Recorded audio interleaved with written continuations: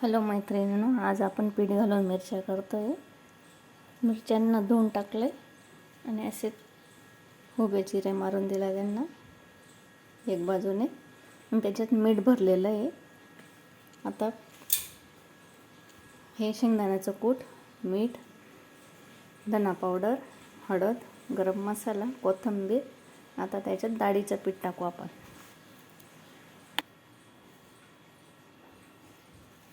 हे पाहता, हे शेंगदाण्याचं कूट एवढं घेतलं आहे.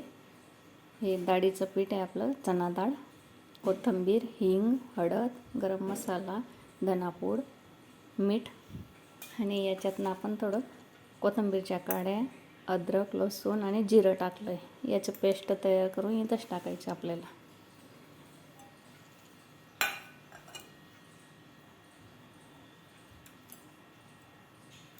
याच्यात थोडंसं तेल टाकायचं.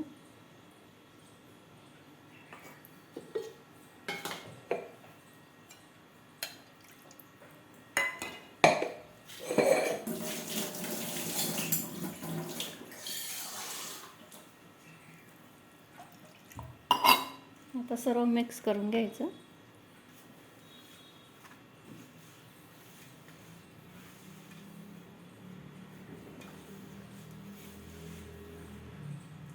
लागतं पाणी टाकायचं, एकदम नाही टाकायचं.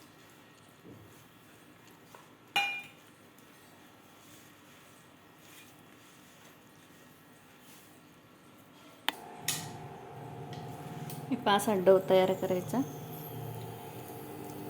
जास्त पातळ पण नाही, जास्त घट्ट पण नाही, मध्यम. आता अशी मिरची घ्यायची.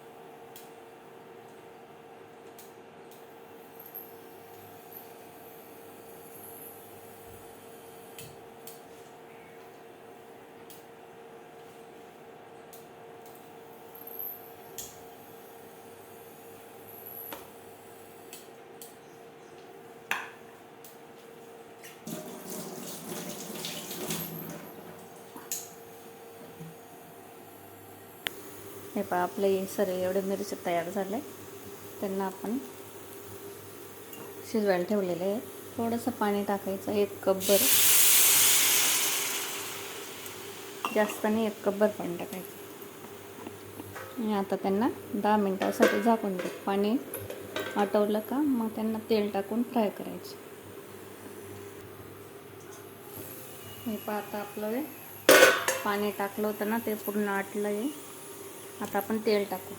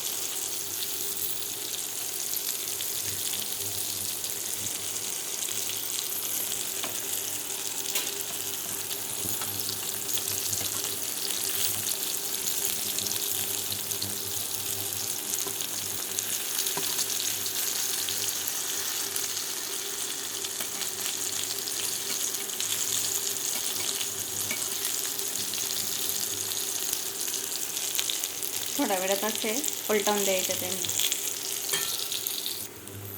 हे पण झाले आपले मिरची तयार. आता आपल्याला खाता येते. आता खूप कुरकुरीत अशी लालसर छान झाली. माझ्या या रेसिपीला लाईक करा, शेअर करा, फॉलो करा, जास्तीत जास्त सबस्क्राईब करा. ही खानदेशी रेसिपी आपली. ताईंनो, लाईक करा, शेअर करा. थँक्यू.